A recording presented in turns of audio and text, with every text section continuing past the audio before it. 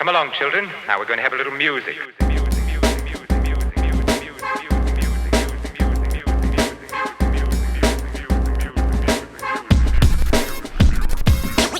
Hey guys, welcome to First Cut. This is our video on underrated films on Amazon Prime. So it's no secret that Amazon Prime is full of hidden gems. They have a wide variety of genres available on to stream right now. So if you know me, I'm constantly ranting about underrated, underappreciated films. So we kind of decided to make a list of our own favorite on Amazon Prime. So I'll start. And I'll start with You Were Never Really Here, directed by Lynn Ramsey. This stars Oscar-winning actor Joaquin Phoenix, of course, and he gives, again, another brutally heartfelt, honest, raw, authentic portrayal of this character. And Lynn Ramsey provided us with a film that is so incredibly impactful. It's a complex character drama that definitely deserves to be in the conversation as one of the best films of the last decade. You Were Never Really Here is just completely brutal, and I enjoy the way that Lynn Ramsey focuses on the action and the grit in this film. Some of the shots and imagery can be very, very heavy, but at the same time, it's so visually stunning that it kind of lifts it up a little bit and it's easier to kind of consume. So that is all the credit to Lynn Ramsey. And the action sequences definitely kept me on the edge of my seat. Joaquin Phoenix, again, delivers such a quietly intense performance that deserves to be praised. And this movie is so criminally underrated.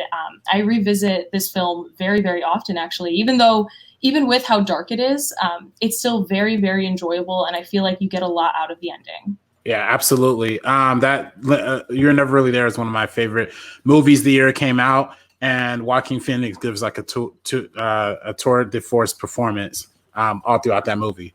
So I guess I'll jump in with my pick. I am going to shout out First Reformed. First Reformed is a movie that stars Ethan Hawke, Amanda Seyfried, and Cedric the Entertainer. Throughout my entire life, Christianity and environmental awareness have both been important pillars to me.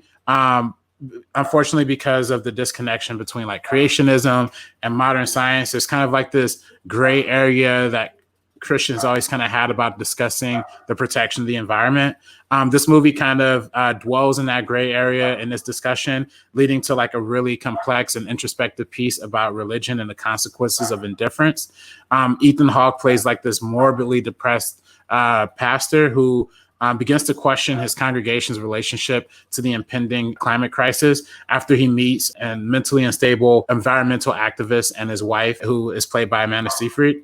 To me, Ethan Hawke provides the best performance he's ever delivered in his entire career, which says a lot because the dude was literally nominated for Training Day and has a long career that's super, super deep. But this character deals with a lot of complicated personal struggles that kind of heightens the dark and contemplative tone that this movie dwells in. Ultimately, Ethan Hawke wasn't even nominated for the Oscar that the year this movie came out. But fortunately, the screenplay was nominated for Best Original Screenplay. I ranked it high on my personal best of the year list of 2018. And to this day, this movie continues to unsettle me. If you're looking for quiet, meditative reflection on religion, environmentalism, and mental illness, I highly, highly recommend First Reformed. Yeah, First Reformed is obviously a movie that has so many great moments and so many great scenes. And it really is an introspective look at how the church can have an impact on climate change, but they kind of choose not to. And Ethan Hawke's character kind of plays that role of being a pastor that wants to make a change in this avenue, and he feels like the church has the tools to do that. So that's a great pick. I'll go with my pick, which is obviously a movie that a lot of people have talked about if you've been anywhere near social media conversation or film Twitter, and that's Hereditary, Ari Aster's first film.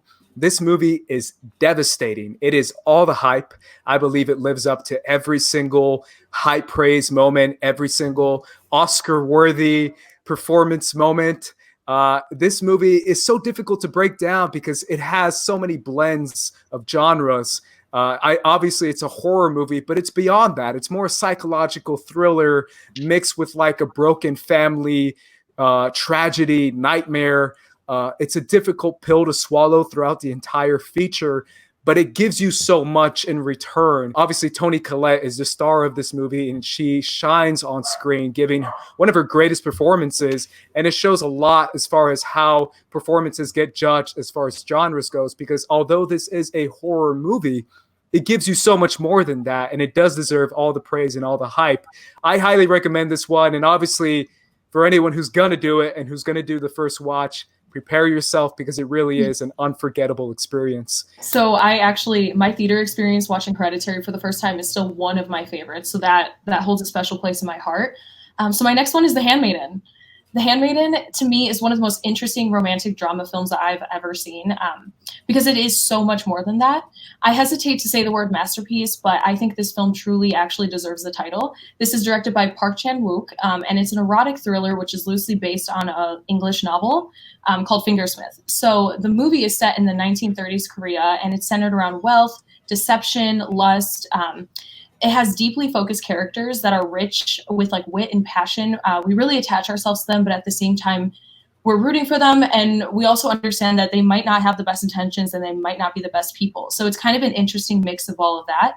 And I feel like Park Chan-wook kind of toes that line in a very, very beautiful way.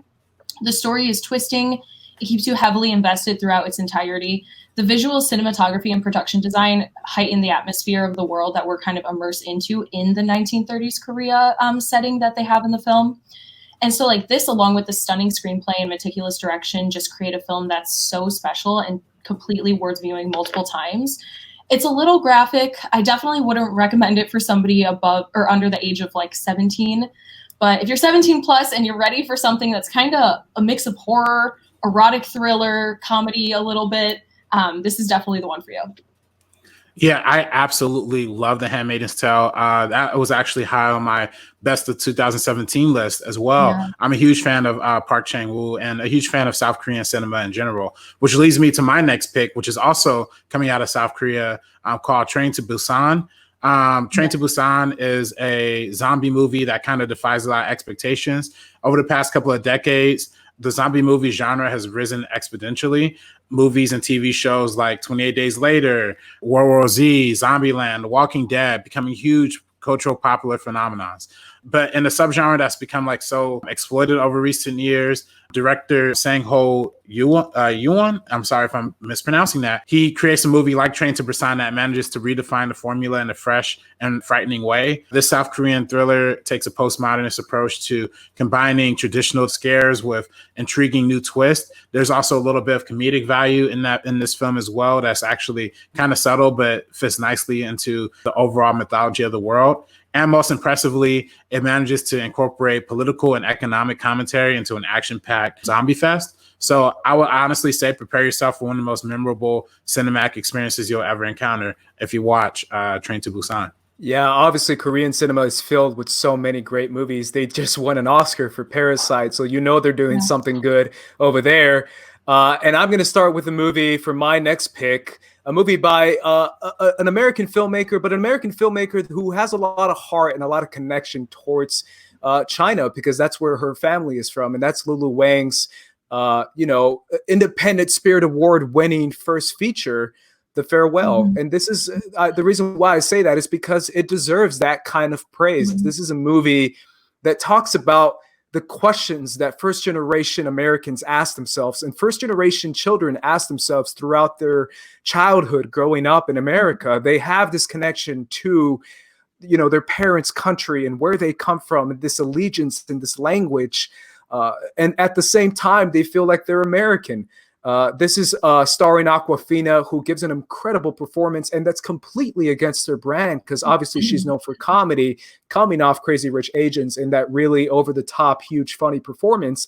Here, she's much more quiet and personal and almost real to herself. She really attaches her own personal feelings in this story that Lulu Wang delivers, and it hits a really special note.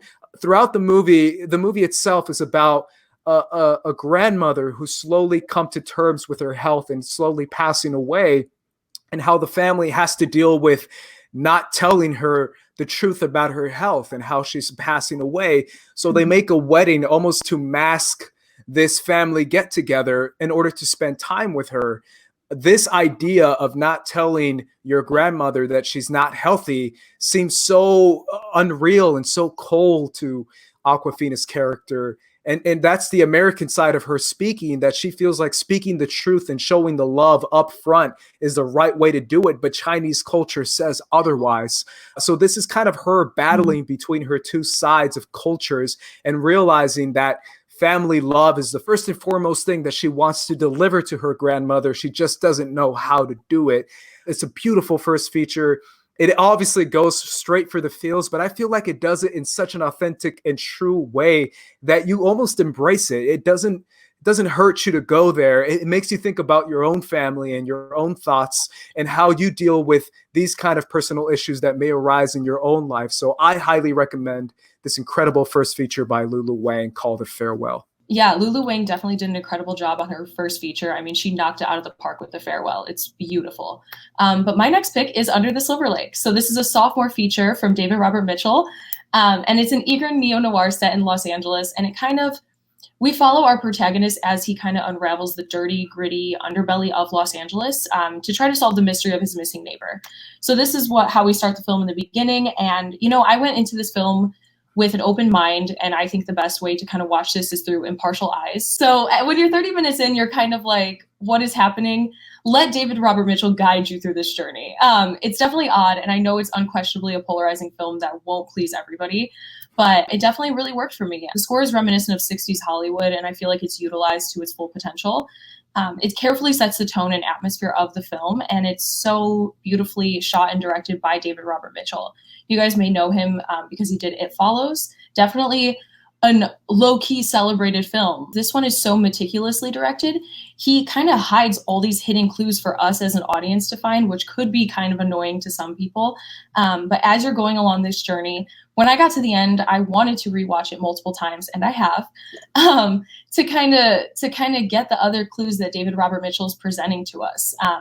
Overall, I think it's kind of one of the most grounded, ambitious films that I've ever seen, and I feel like the main character, played by Andrew Garfield, in a really insane performance. I kind of want to just go through this film again like 1,000 times and just like find every detail and hidden meaning, but that's not really the point. The point is that it's ambiguous and unresolved, and I really enjoyed it for that. Absolutely. I 100% agree. Under the Silver Lake is like a super underrated one that nobody really saw. It feels very Hitchcockian and like his tone and his flavor and his feel. So I'm a huge fan of that. For my next pick is actually going to be a comedy that revolves around late night TV. Now I've always been a fan of late night TV throughout my entire life, but I always found it kind of strange that we live in a world where we have a movie about a fictional female late night host before we actually have a real one. Fortunately, the Amazon original Late Night provides a glimpse into what that reality will actually look like. Late Night stars Dame Emma Thompson as Catherine Newberry. She's a veteran nightly TV host who has an all-males writer's room. Her comfortable tenure has kind of led to a ratings downturn, but once she hires her first woman staffer, who's played by Mindy Kaling, her show and her life turns upside down. When Molly enters the fold, Newberry's journey of self-discovery and openness to inclusion makes for a moving, earnest story and ordeal. This one is actually written and produced by Mindy Kaling as well, and is loosely based on her time as an intern for Conan O'Brien. So if you like comedy, if you like movies about diversity and inclusion, and you like a movie about unabashed feminism, Late Night will not disappoint. Wow. This is honestly my first time hearing about that movie, and it sounds so good. I actually really want to check it out. I mean, obviously Mindy Kaling is great. So that sounds great, man. I think it's a pertinent conversation. Obviously it's very relevant now today. So I think that stands out quite a bit. My last pick and our last pick, obviously, is one that all three of us really love quite a bit, and we've talked about a lot on this channel. So obviously, make sure and check out our videos on this movie.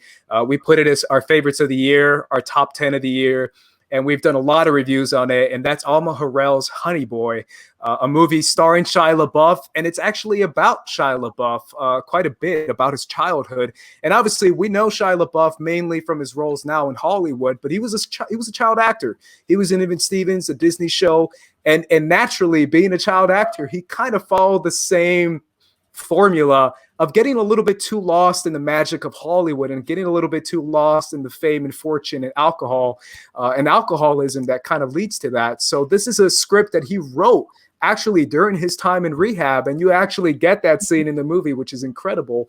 But this film is about so much. It's about love. It's about a relationship with your father. It's about forgiveness. It's about moving forward.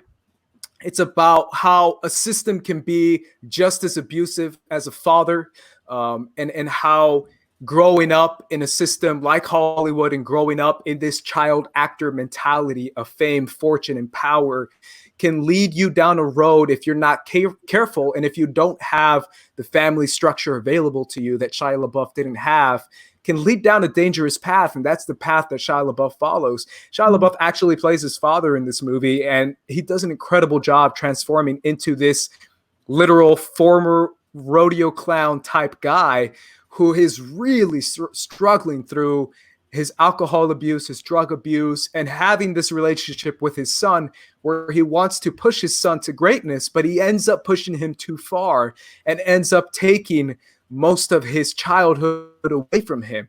However, the end of this movie delivers something that's beyond simply an abusive father relationship type movie, because there is a lot, and delivers a message of togetherness and forgiveness that I feel like only Alma Harral can capture. And I feel like she really shines in this movie, being her first feature, giving a different perspective inside this hyper masculine look of childhood that is throughout the whole movie. I feel like Alma Harral's eye, her attention to detail, and her ability to direct the actors is stellar throughout this entire movie. So if you haven't done so, I highly, highly recommend checking out Honey Boy, which is on Amazon Prime right now. So if you have Amazon Prime, again, check out all these movies we just mentioned. And if you want to see more of our recommendations, you can check out our list on Geeks of Color of underrated films on Amazon Prime, because we get into it quite a bit, and we have a few more movies that you guys can check out, because I feel like there's a lot of great hidden gems on this site, Amazon Prime, right now. Alrighty, guys, for the First Cut crew, I'm Andres. It's RB3. I'm Sabrina. We're peacing out. Peace out, guys. This ain't funny, so don't you dare laugh. With the 4/5 divide you in half. You getting at me